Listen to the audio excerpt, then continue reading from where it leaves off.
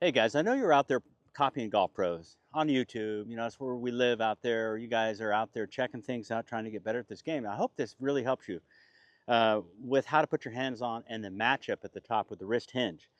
So there's different grips out there. You know, you've got Hideki, Morikawa that have a shake hands, and John Rahm that have a shake hands grip with the left hand, lead hand, and by the time they get to the top, they look bowed up here, but the club face is not closed. That is a matchup. You got Matthew Fitzpatrick has a super turn grip like this. His right hand's on top a bit more for maximum hinging. And I can explain that to you. But I wanted to say, if you go to bow your wrist with this one at the top, that's when you start to see club face to the sky super closed. And you're going to hook. Okay, so when you see a player at the top of their swing, is what I'm trying to get to here, and you think any old grip will do, that is not it at all. You can't do that. You need to know your matchup. So that's why I'm here to help you today understand it. So you look at Fitzpatrick, and he has a super turn grip, which is deemed strong, okay? And he keeps the hinge in the left hand all the way to the top. He doesn't change it, okay? So he doesn't flatten it, doesn't turn it as such. So I'm gonna get down here like so, and you can see the cup here and the club face, right? Whereas if I flatten the wrist out, it's dead skyward. So he's going back. He's got this turn grip on the club like this. Sneak in close, shorten the club up a bit. There we go. When he goes back, he keeps the wrist in this condition, right? Which is the club face. You can see the club face. If it were closed, it would look like this. 90 degrees different. Go to the top, to the sky. Very difficult to square up. Morikawa, Hideki, John Rahm, several others, grip straight down, okay? They have to roll the club to get it on plane and go up. And when they do that, they get the club face neutral. And they can also bow it. They can bow the crap out of this thing. And you can see the club face is still facing you, not, not the sky so much. Your matchups are defined by you as the player. You need to know how they work. So sometimes you got a Fitzpatrick grip on and you got a Morikawa top and wonder why you can't keep the ball on the property. So we're going into Mako Grady now, okay? So Mako Grady used different grips over his span of time. Check this out. This is in the 2000s, okay? Early 2000s with Mac. He has a slightly turned grip of the left hand and a right hand that is partially over the top of the grip. It's like not to the side, a little bit over, and a 1 or 2 knuckle grip.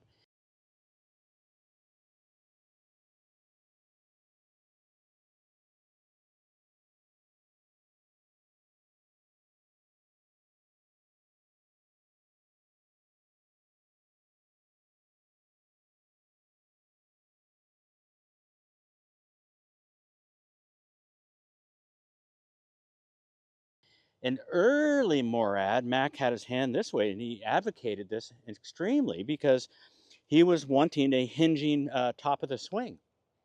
He, he wanted to use this like a hammer, and that's today's video. It's like chopping a tree down, okay? So if we chop a tree down, we are coming into a tree this way. You get it? So we're not splitting wood, we're chopping a tree down. Those are two different um, you know, kind of ideas on how to hit this thing. So with this grip, I'm going to hit one here in a second. It's a hinging grip. It leaves the club face alone, and all you have to do is unhinge it. Unhinge the elbow, unhinge the wrist, and the club face is going to come in like this, square every time, like it was on a tabletop.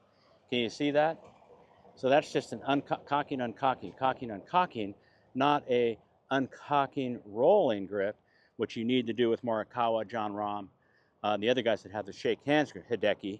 And it's all achievable as long as you know what you're looking to do and what's easy for you to do, what feels most powerful, okay? So again, like chopping a tree down is this action. Just bam, like that. The club face comes in square. Oh, by the way, guys, I'm at the Marina golf course. This is where we're having the two-man team. You probably met Fernanda already in March. You grab a partner, come on out against some other teams, Ryder Cup style, playing the Marina course and the two championship courses up at Vista designed by Nicholas and Weiskopf. Interesting fact here, as you look at this par 3, and I'm going to do the strong grip, cocking, uncocking, early Mac Morad style. My condominium is in that complex. The crane is just, the tip of the crane is actually over my deck right now as they're building the new one on the right. And so I get to aim at my bedroom there, or the window of the deck. Can you see the air through the top of that deck there going to the mountains? So I got sunset view and sunrise view at my place. I'll take you guys there when you get here for the two-man team, and we'll have a cocktail party up there looking over the world, man. It's really beautiful. So here we go.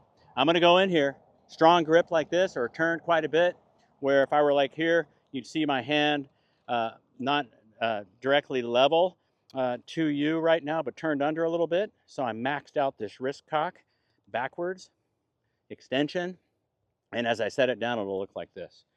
Okay, super strong. This was Mako Grady, early in the 80s, and he promoted a very hingy, uncocking action. Okay, so here we go. Don't need to roll it, just uncock it, and then let it out on the other side. All right.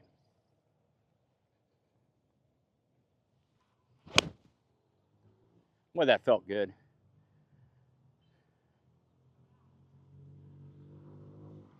Yeah, so that was good, guys. Go ahead. Got some folks in front of me, but I just wanted to hit that shot.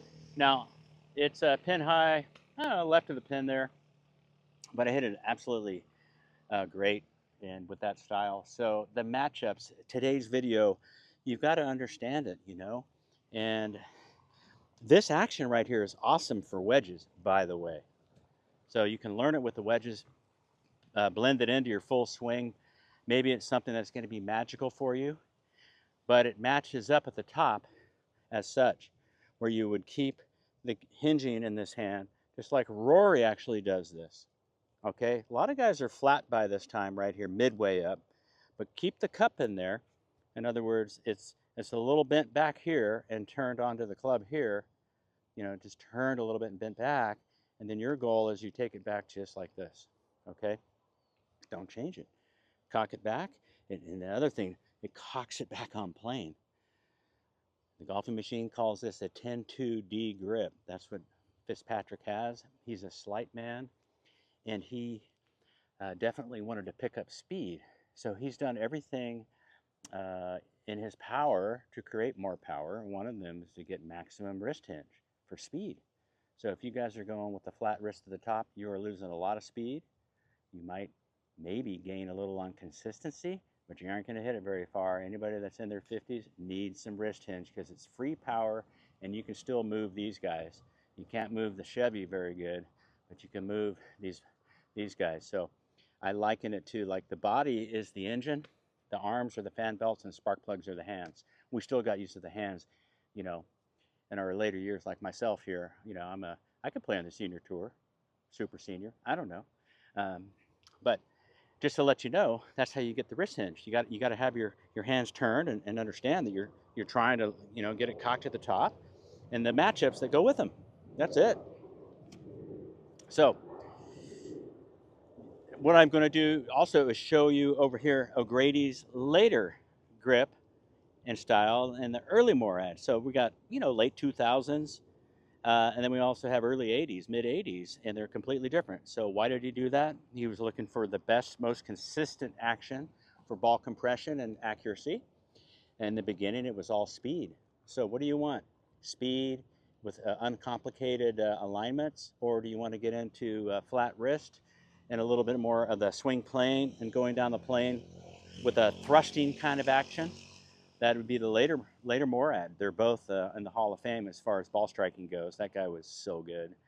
Hogan, man, a butter whipper, just like so, just letting it go. So hopefully this has made a little bit of sense to you, and I can help you on an app called OnForm. You can join me one-on-one, and we can do together, get the feedback that you need if you have questions. I'm happy to help you there, but I'm expecting you to reach out and let's get you in. I'm only taking 20 teams to the inaugural two-man event in this March of 25. And like I said, Ryder Cup style, we're going to have the best ball, we're going to do the scramble, we're going to do alternate shot. We're going to do all three of those. Never forgetting that it's very important to get back for the sunset swim-up bar to relax and enjoy. All right, adios and vamonos. Let me know what you think about these. I really appreciate. I hope this helps you. Send me comments, whatever you want to do. You know, as far as the comments, I just love them. I know you guys are passionately obsessed like myself. If you want to reach me personally, it's paul@gormangolf.com, or that's probably the best way, paul@gormangolf.com. And if you want to check out Masters of the Game, it's paulgormangolf.com, where I've got some ideas to follow along if you want to try to copy a little bit of the Sneed action, follow along with MORAD step by step, maybe even stack and tilt. So we've got some choices, but you need step-by-step progress. I mean, it's hard when you've got the TikTok roulette wheel coming in with Instagram tips and a little bit of Twitter, Meta, whatever you want to call it. So anyway, I hope you've enjoyed today's video out here in beautiful Puerto Vallarta, looking at my house up there. And come join us for the rooftop party, the sunset party over the ocean. The Marriott's only 5 minutes, 2-minute walk from this their driveway to this golf course, where I think this is one of the most fun golf courses to play. So cool. Walk over, start playing, walk back, go for a swim. Adios, everyone. Hola, bienvenidos. Paul Gorman out here in beautiful Puerto Vallarta. The beautiful Marriott is where I am, and I don't know why you're not here.